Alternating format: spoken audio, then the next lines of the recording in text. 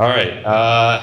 Well, I just want to say thanks to Jeffrey. It was a really fascinating talk, I think, on kind of the origins of money and how we got here. And the talk by Paul is one that I've watched about 1,000 times and I still don't fully understand it.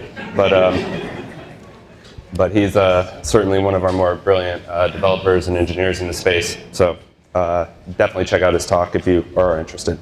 So Mike did ask me last minute to do this, so I kind of have my notes written down. I usually don't talk straight from my notes, but I did want to talk about something that I haven't spoken about in public before. But so in 2014, I actually received a job offer letter from, it was for a pretty lucrative position doing government consulting up in Northern Virginia, where I'm from, and it was a position that was aimed at helping one of the U.S. government classified agencies, who I won't name, on some interesting Bitcoin work.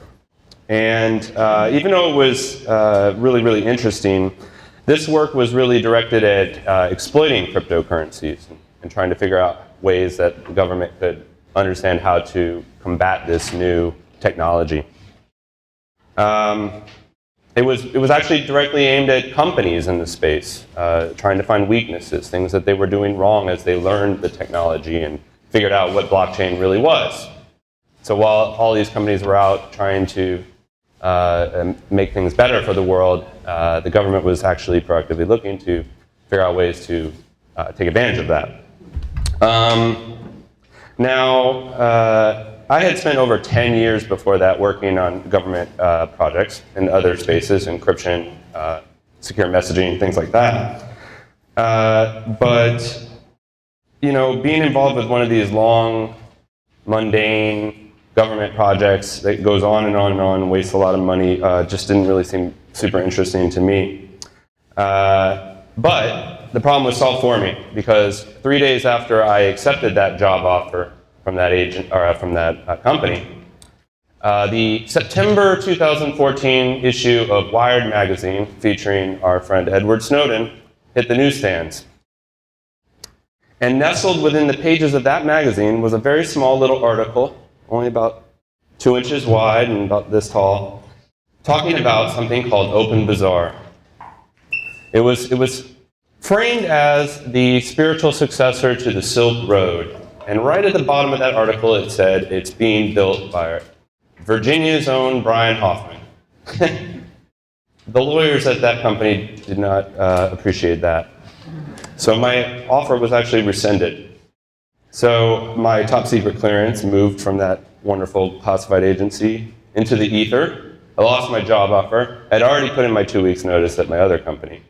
It left me wondering what I was going to do. Fortunately, just 2 months later, I actually was able to secure venture capital funding for OB1, which was the company I founded that was aimed at building Open Bazaar permanently and trying to further the marketplace. And as Mike said, Open Bazaar is a decentralized peer-to-peer marketplace where you can sell anything absolutely free, there are no fees, and it's controlled completely by the users. I think this experience that I had to go through after working so hard in college, doing the whole big company thing, working for the government, doing everything I was supposed to do, it really led me to believe that blockchain is something that we can't take for granted. It's not something that it's not something that everybody, the incumbents, are going to let just happen. They're not going to just roll over and let us redefine what money is. They're not going to let us redefine how companies operate. It's going to be up to us to build these businesses and try new things and push the boundaries and push the limits. And in some cases, like Charlie Shrem, who was mentioned earlier, go to jail for these things. Because this is the nature. This is the nature of innovation, disruption. It's cute when Silicon Valley mentions it, right? They're recreating photo sharing, and they're just changing the world. It's like that cliche thing. But in terms of blockchain, we really are changing the world. We really are making a difference. So I say, as part of the as the business track, it's important that you go and support these companies and learn about what they're about. That's why they sponsor these events. That's why they participate. And so I implore you to go, learn more, talk to these people, and participate where you can. And don't be afraid to stand up and try to do something different. Thank you.